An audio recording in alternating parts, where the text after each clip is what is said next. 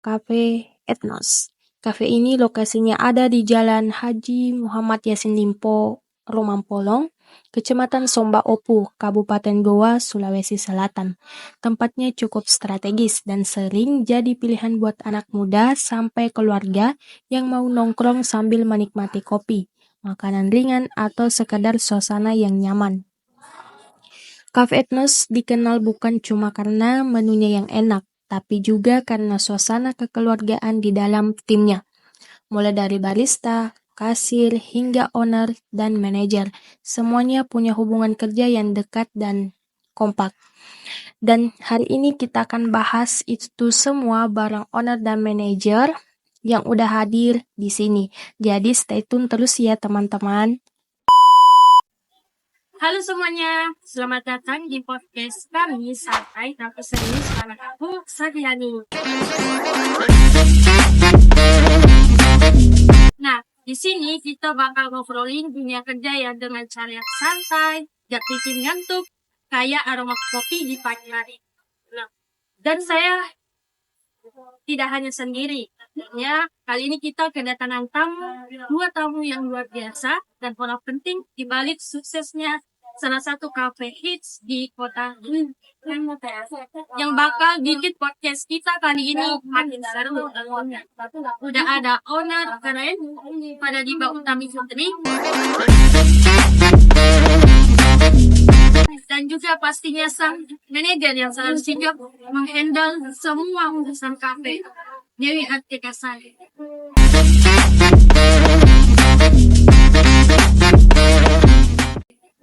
Halo semuanya, apa kabar? Baik, alhamdulillah. Wah, kayaknya dari suaranya ini udah kedengeran siapa yang sering ngasih tugas dan siapa yang sering kasih gas. Oke teman-teman, di podcast kali ini kita bakal ngobrol mengenai perilaku organisasi. Nah, di dalam perilaku organisasi ini kita akan membahas beberapa poin, yaitu tim dan kelompok, komunikasi, kepemimpinan, konflik, kekuasaan, struktur organisasi, SDM, sampai perubahan organisasi. Tapi jangan tenang dulu. Kita bakal bahas dari pengalaman di Cafe Paradiba dan Dewi Artika Sari. Jadi santai aja, sambil bayangin wangi kopi susu gula aren. Oke, langsung saja kita mulai podcast ini.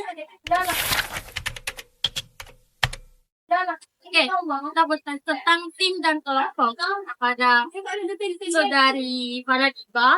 Kalau boleh tahu sebagai seorang owner di kafe, kalau boleh tahu apakah kakak sendiri yang membentuk tim kerja di kafe atau tim itu terbentuk seiring berjalannya waktu?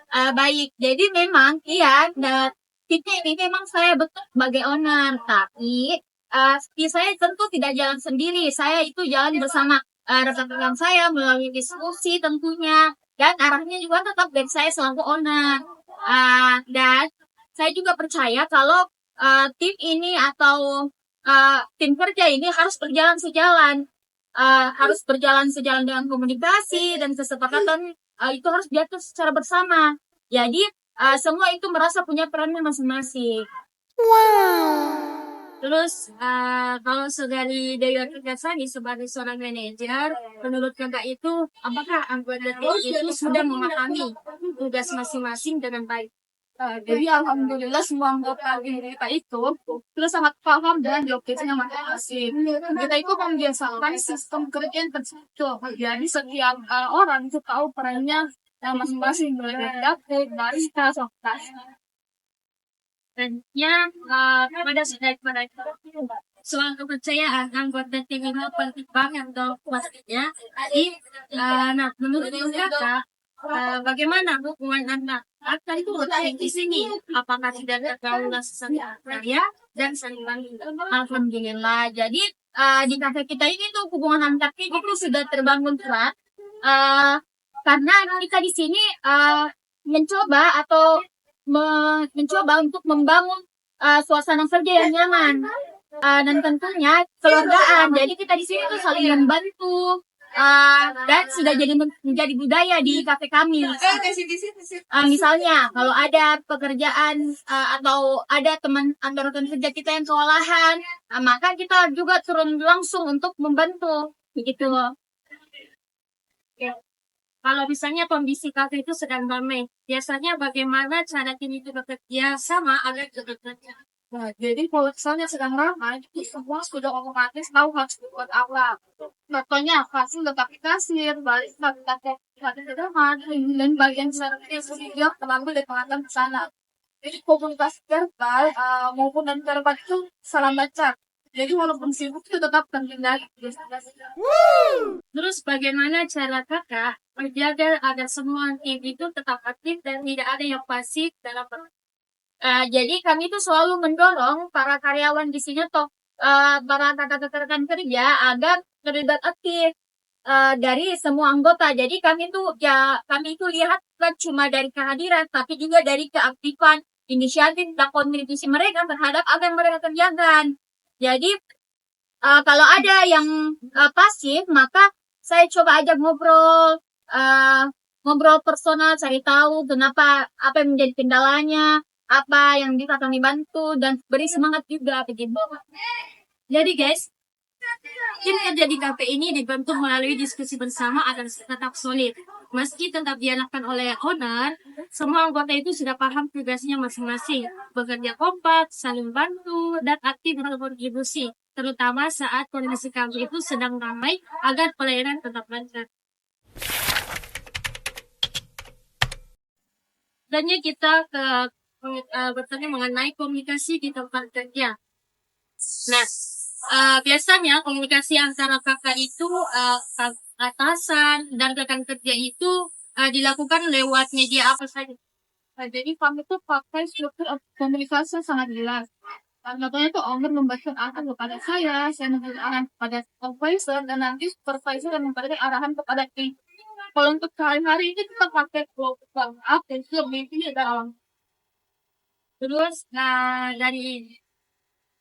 apakah informasi dari atasan itu selama ini disampaikan dengan cukup jelas? Iya, sangat jelas. Jadi kami itu berusaha menyampaikan semua informasi itu secara terbuka.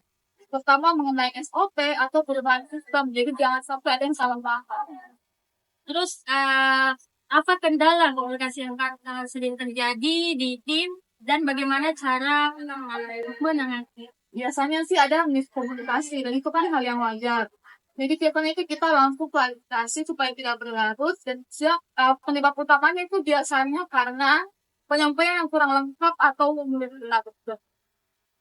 Terus, menurut kakak itu, apakah komunikasi di tempat kerja ini tidak cukup membantu kelancaran? Sangat membantu, karena komunikasi yang baik itu salah satu ini dari lancarnya operasional kafe kita. Kita juga sangat terbuka dengan masukan dari soal ini. Jadi, komunikasi di kafe itu berjalan baik lewat grup WhatsApp dan briefing langsung. Jadi, informasi itu disampaikan secara jelas dan rinci. Meskipun kadang ada salah paham yang cepat diatasi. Nah, secara keseluruhan, komunikasi itu sangat mendukung kelancaran operasional dan terbuka untuk perbaikan. Selanjutnya kita masuk ke pemimpinan. Boleh tahu di kafe ini seperti apa sih gaya kepemimpinan yang kakak terapkan dalam mengelola kafe? Jadi saya sebagai owner itu melakukan pendekatan tentunya kekeluargaan. Jadi saya di sini tetap profesional.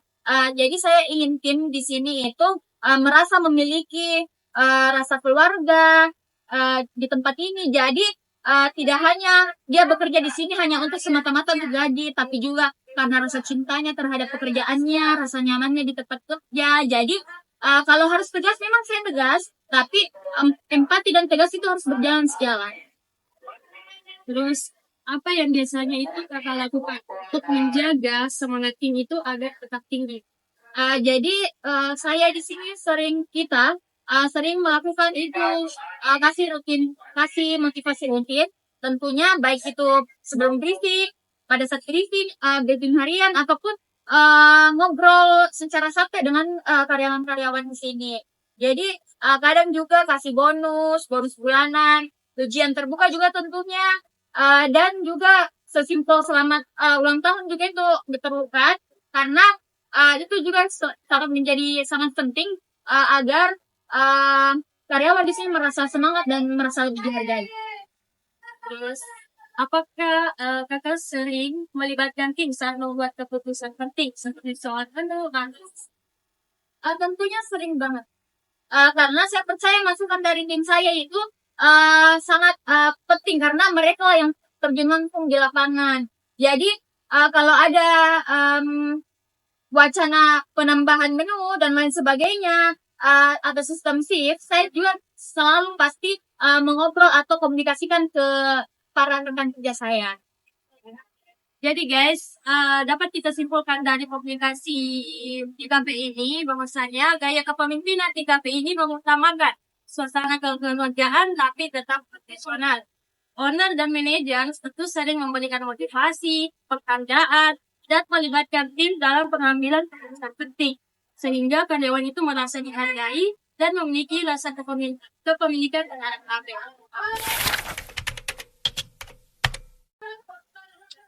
Selanjutnya mengenai konflik dan penyelesaian masalah. Nah, di dalam operasional sehari-hari biasanya ada tidak masalah atau konflik kecil antar karyawan. Kalau masalah besar, alhamdulillah belum ada dan semoga tidak ada. Kalau masalah kecil seperti mungkin bad mood, malas, itu sering terjadi, pasti ada. Namanya juga manusia.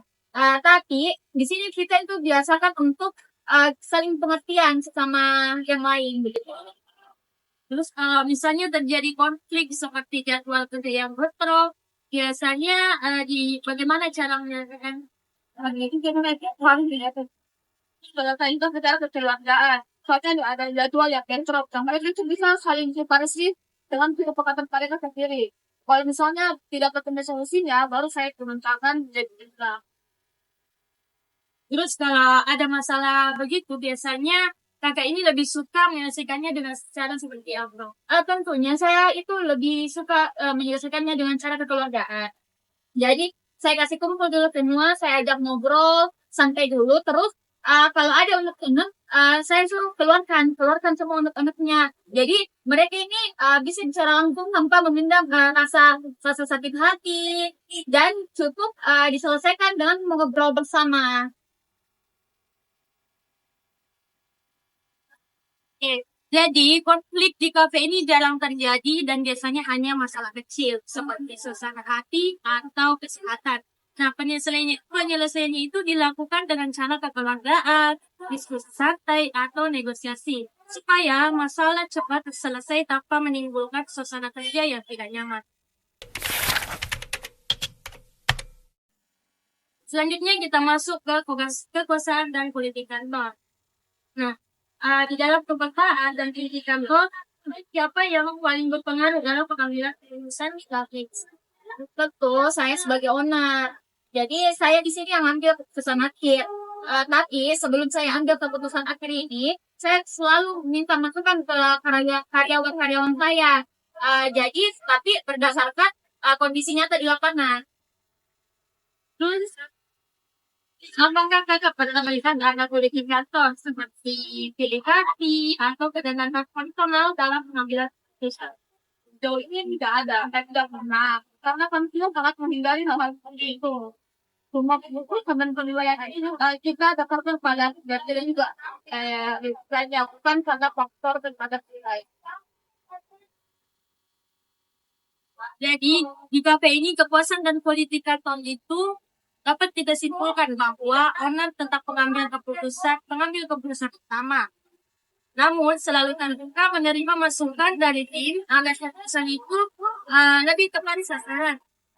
Nah, KP ini juga menghindari politik kantor seperti politisasi, sehingga karyawan itu dinilai murni berdasarkan kinerja dan sikap profesional. Selanjutnya kita ke struktur budaya kerja. Nah, di dalam struktur kerja di KP ini seperti apa? Dan bagaimana peran kakak dalam operasional sehari-hari? Jadi struktur di kafe ini tuh cukup jelas. Jadi saya tuh sebagai owner, saya mengatur arah bisnisnya ini kemana, lalu dibantu oleh sama manajer, lalu sekarang juga ada namanya supervisor. Supervisor. Nah, supervisor ini bantu koordinasi langsung dengan tim yang langsung di lapangan. Jadi semuanya di sini itu lebih teratur dan komunikasinya juga bisa lebih lancar.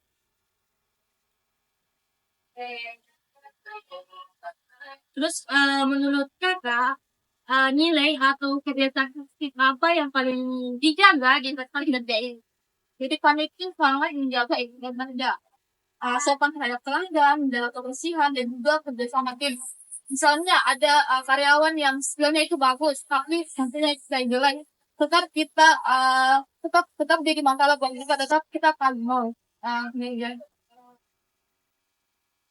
Jadi struktur organisasi di kafe itu sangat jelas, mulai dari owner, manajer, hingga supervisor. Nah, budaya kerja ini mengutamakan etika, sopan santun terhadap pelanggan, kebersihan, dan kerja sama tim. Nah, semua nilai rutin dievaluasi supaya budaya kerja itu tetap terjaga dengan baik. Nah, selanjutnya saya ingin bertanya mengenai kebijakan SDM di kafe ini.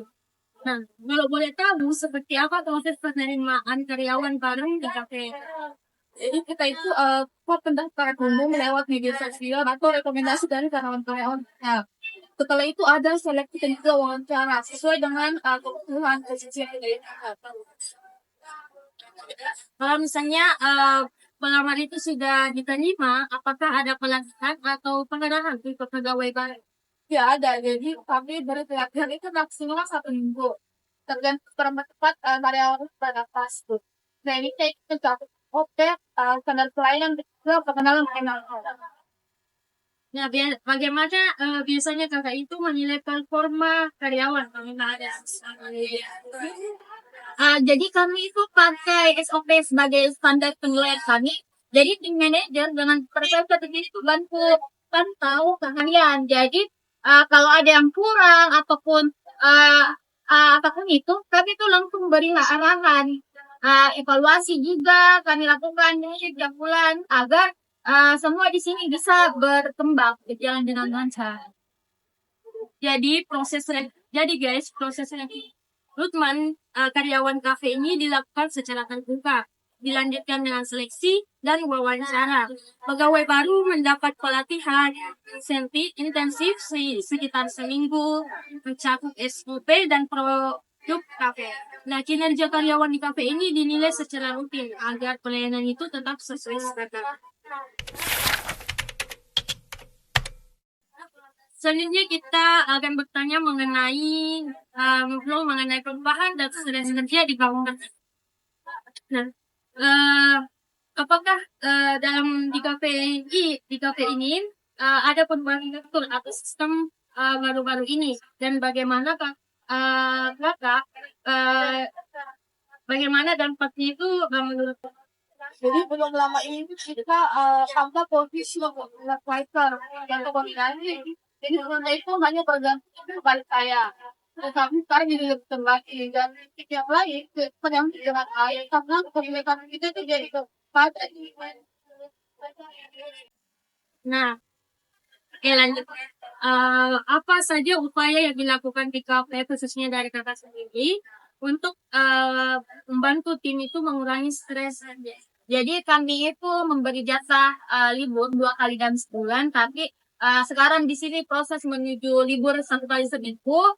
Terus lagi juga kami bikin dengan refreshing, kadang liburan bareng. Jadi saya di sini ingin tim dengan kami semua itu tetap happy, karena kerja yang sehat itu juga akan menghasilkan hasil yang maksimal. Jadi guys, dari pertanyaan-pertanyaan yang saya sampaikan kepada kakak ini mengenai perubahan dan stres kerja, jadi kita dapat menyimpulkan bahwa belakangan kafe menambah posisi supervisor untuk memperbaiki koordinasi kerja yang disambut positif oleh tim. Nah, karyawan itu merasa terbantu karena kerja jadi lebih tertata. Selain itu, kafe juga menyediakan libur rutin dan kegiatan refreshing agar tim itu terhindar dari penularan. Wah, luar biasa banget nih obrolan kita hari ini. Dari tim kerja sampai manajemen stres di kafe tersebut.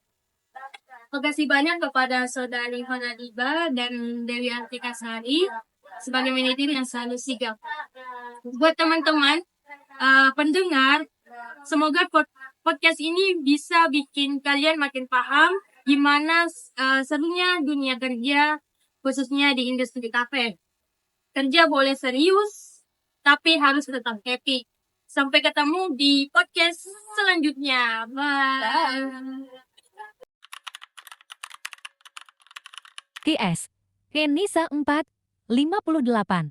Sesungguhnya Allah menyuruh kamu menyampaikan amanat kepada yang berhak menerimanya dan menyuruh kamu apabila menetapkan hukum di antara manusia supaya kamu menetapkannya dengan adil. Ayat ini sangat berkaitan dengan konsep kepemimpinan yang adil dan bertanggung jawab dalam konteks KAF atau organisasi kerja. Amanah berarti setiap orang, mulai dari owner hingga karyawan, punya tugas dan tanggung jawab tertentu yang harus dijalankan dengan jujur dan tepat sasaran. Seorang atasan owner, manajer, supervisor wajib memastikan bahwa keputusan dan pembagian tugas diberikan kepada orang yang tepat. Sesuai kapasitasnya, ini adalah inti dari manajemen sumber daya manusia yang afektif. Ayat ini juga menekankan keadilan dalam mengambil keputusan agar tidak terjadi diskriminasi atau politik kantor seperti pilih kasih yang dalam wawancara sebelumnya juga sudah Anda sebut tidak terjadi di CAF Anda. Jadi dapat disimpulkan bahwa ayat ini mengajarkan bahwa kepemimpinan yang baik harus menempatkan orang sesuai amanahnya dan bersikap adil dalam mengelola tim. Ini adalah fondasi dari manajemen organisasi yang sehat.